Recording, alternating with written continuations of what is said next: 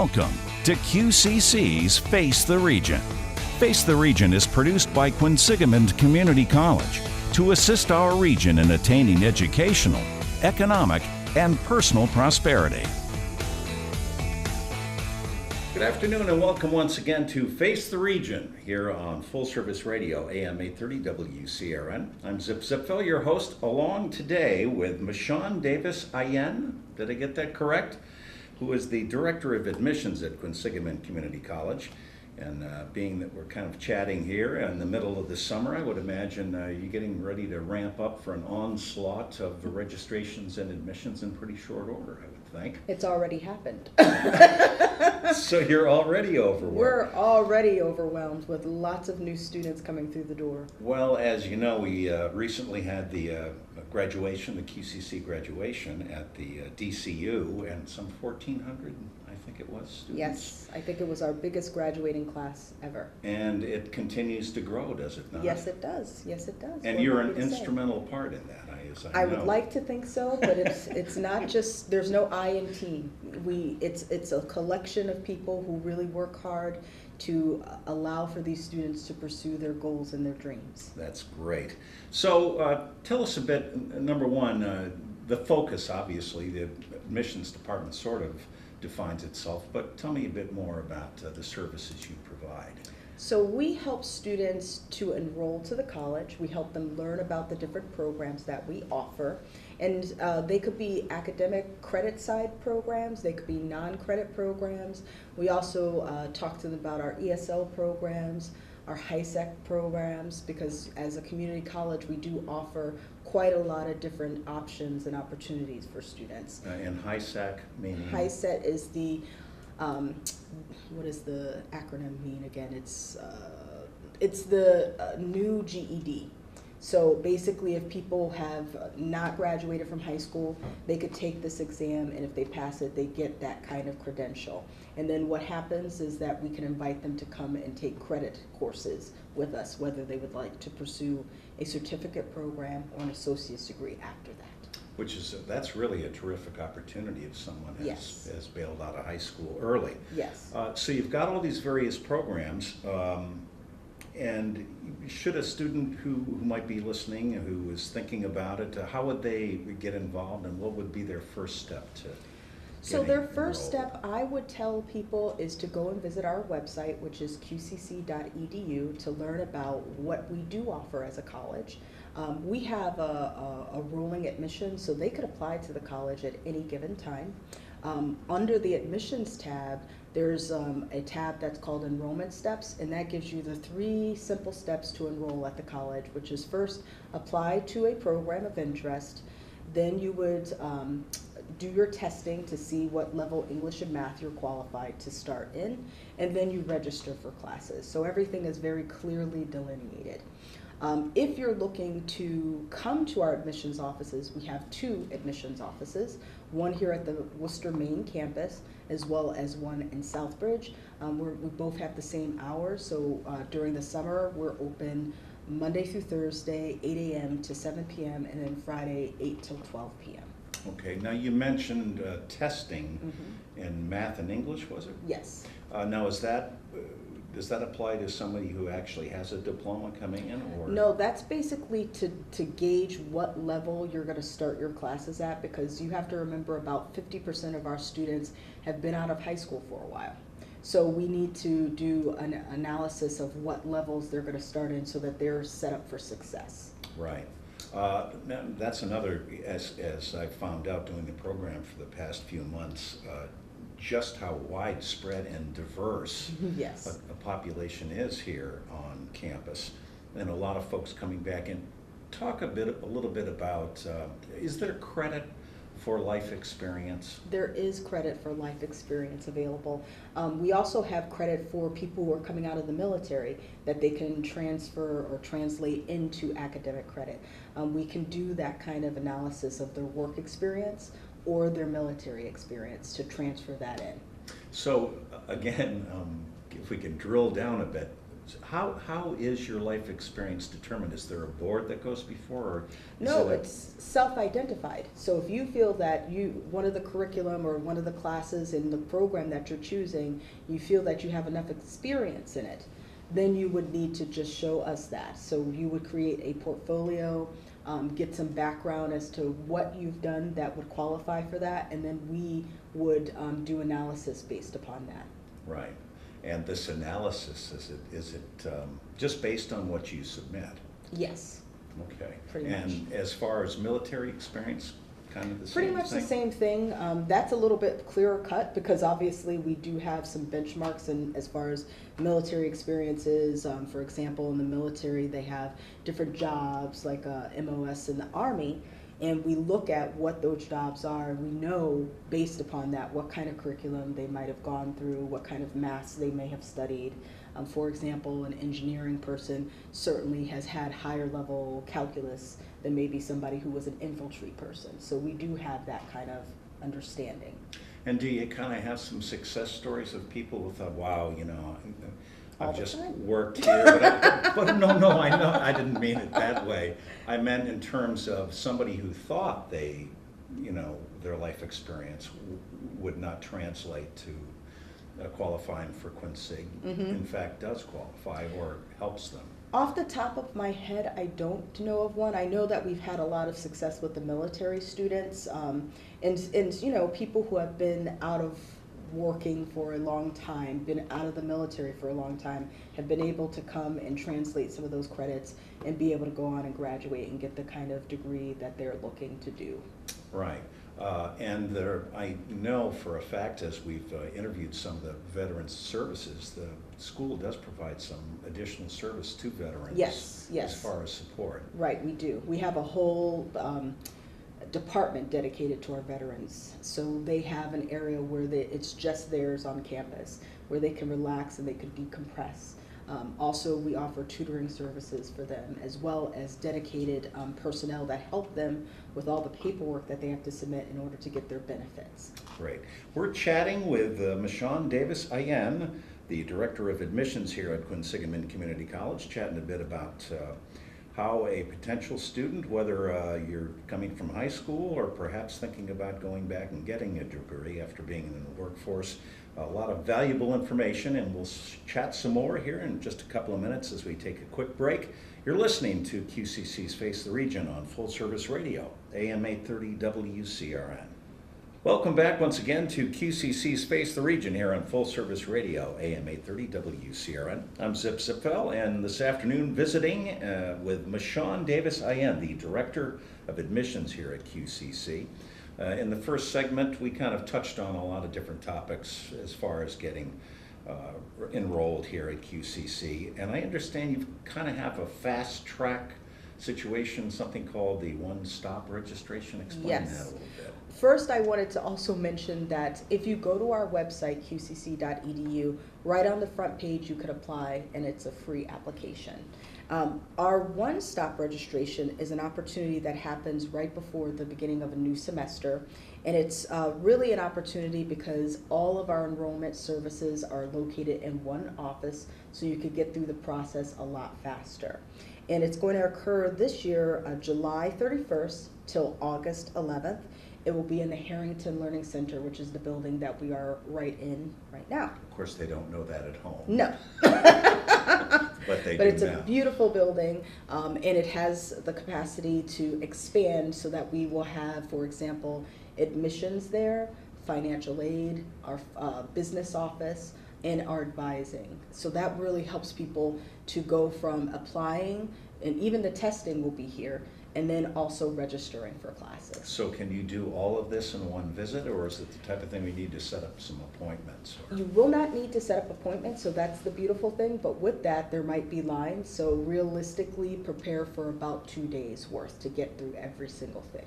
Okay. Now the other thing, what else do they need to bring along to this session?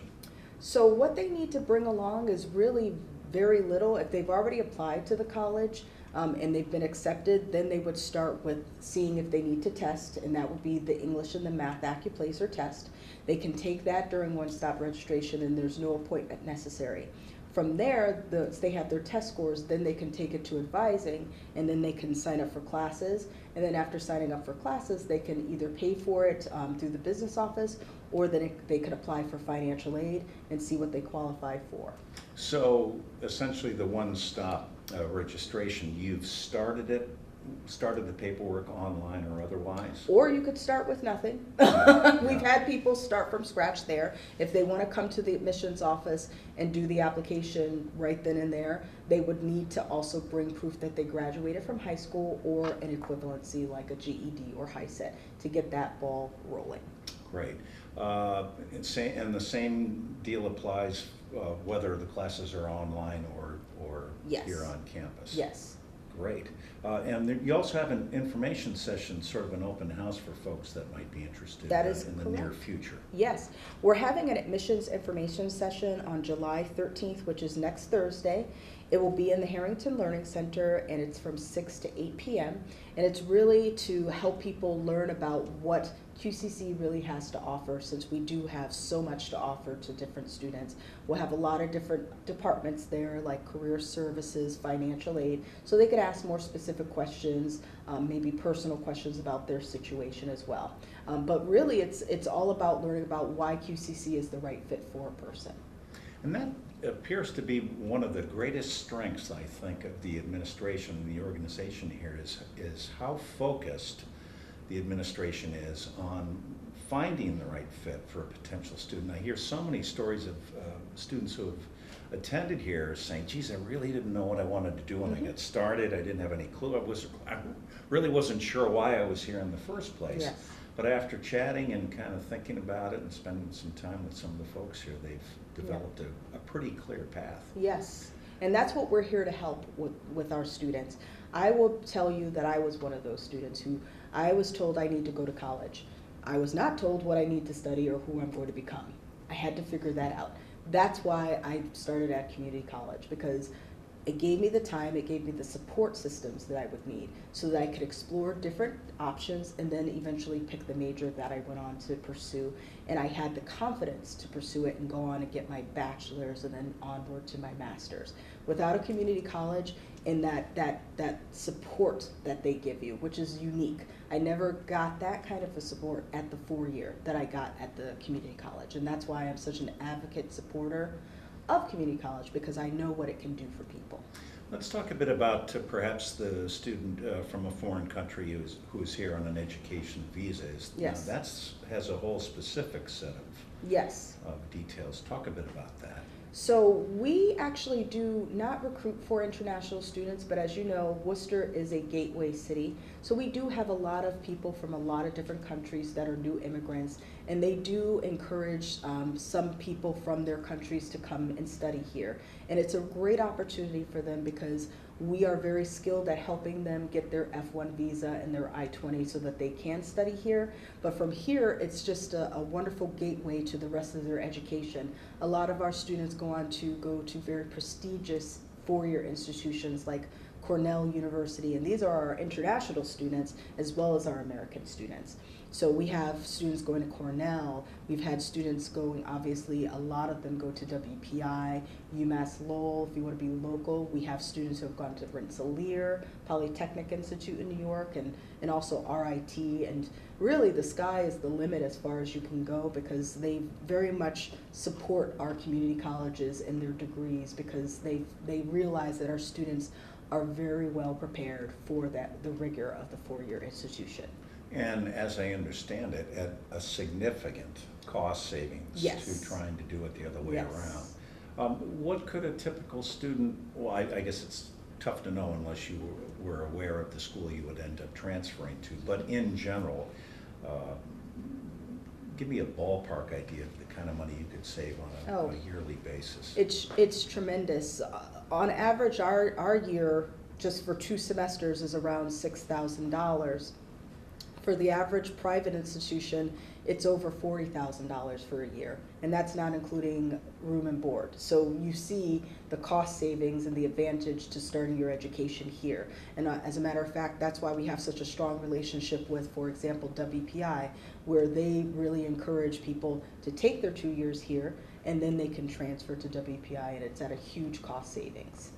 Great. We are chatting with Mishawn Davis-Eyene, who is the Director of Admissions here at Quinsigamond Community College. We're currently during actually summer classes are in session now. Yes. So we would be talking about the fall classes, which start, I believe, September 6th. Yes, they do. So we'll continue to find out more about that whole situation, and again, pass along some important information for you if you're thinking about getting enrolled here at QCC. When Face the Region continues after a short break here on Full Service Radio, AM 830 WCRN. Welcome back once again to Face the Region here on Full Service Radio, AM 830 WCRN, Quinsigamond Community College's weekly program, which touches on all aspects of the campus life here and the wide and varied curriculums and studies that folks can get involved with at a very nominal cost when you compare it to some four-year schools. And people are constantly taking advantage of the fact coming here for a two-year associate's degree and then transferring on. We're chatting with Mishawn Davis-Eyene, who is the Director of Admissions, and getting ready, we should mention this right off the get-go again, for a great information session, which is coming up in very short order this next week, I believe. Yes. And that would be? July 13th, and that's Thursday, and it'll be 6 to 8 p.m. And that is here on campus? Yes, at the Harrington Learning Center. Great. And again, now there's financial aid services in this one-stop Yes. situation. Yes. Talk a bit about the financial aid services and what they can potentially provide for a student. So we offer all full service financial aid, whatever's available for the state, whether it be and federally. So we offer Pell Grants, subsidized loans, as well as additional state funding, as well as our own QCC funding. The key for financial aid is applying to financial aid sooner rather than later, because the process is elongated, because we're required to have it submitted to the government first, and then it's disseminated to the states that you put on the FAFSA. So that's why I strongly encourage people to do their FAFSA as soon as possible. If you have the thought that you're going to go to school, do the FAFSA first, then apply to the college and get accepted, because that will continue your awarding process for the program that you're looking to pursue. So that's key.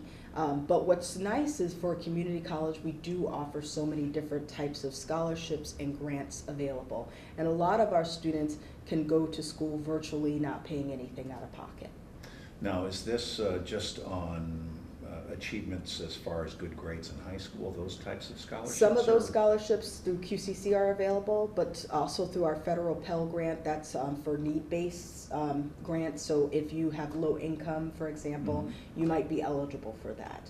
So there's a lot of different options available. And we also encourage our students to talk to our financial aid office and talk about their situation, because sometimes what you did last year is not in fact your situation currently. And if there has been a major change in that, we would need to know about that so that we could reassess your award. And it's all sort of based on family income and Yes. things like that. Yes.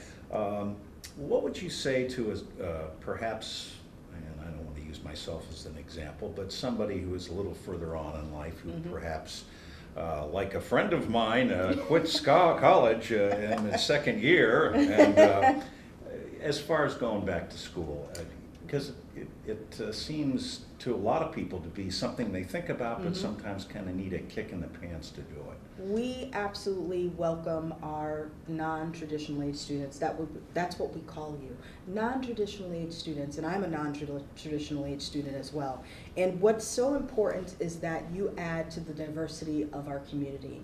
And we have heard time and time again from our younger students that you are a world of knowledge for them. You help them to grow and you help them to mature, and it's really a wonderful compliment to their experience here. And not to be afraid of change, because that's what I see is the biggest thing that stops people from going to school, is that they're afraid to change, to make those big sacrifices that are necessary to make room in their lives for school. But if it's going to help you to get to your goals, to your dream, why would you not do it? It's never too late to It's think never about too it late. to start. It's never too late. I still go to school. for no apparent reason. I love to learn. I just love to learn. And I think that there's a lot of people like me in the world who really, you could come here for personal enrichment. You don't have to necessarily get a degree. You could just come here to learn, to grow. You mentioned a really good point, and I didn't think about it until you just said this a couple of seconds ago. I would imagine in a traditional four-year school, the freshman class, the age difference is going to be pretty tight. I mean, yes. Mostly high school graduates, or, right. Somebody transferring in. Right. Whereas here, you really not only get a wide ethnic diversity, yeah.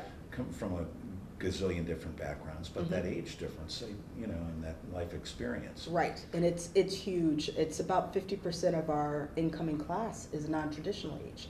So that gives you an idea of what the classroom is going to be like. It's going to be like nothing that you'll see at a typical four-year institution, and I think that's what just adds to the strength of a community college. In talking again with a lot of non-traditional students on this program, this broadcast itself, I see that I was pretty reticent. I was kind of nervous about going in, and then everybody was so welcoming, and then we helped each other out. Right. And this guy had work experience that I didn't have, and it's very helpful. So it's a really a great thing.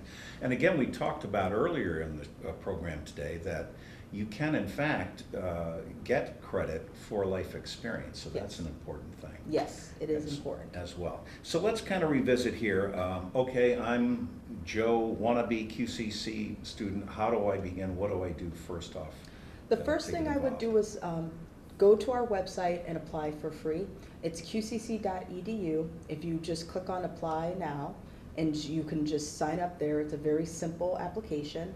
And then what we need is to get proof that you graduated from high school or its equivalency, whether it be GED or HiSET. Once you submit that, typically the process is very quick to get accepted.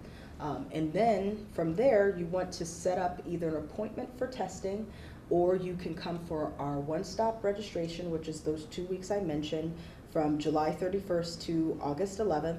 Or you could come in on a walk-in Wednesday, which there's no appointments for any enrollment services as well. So we have a lot of different options to fit the needs of our students.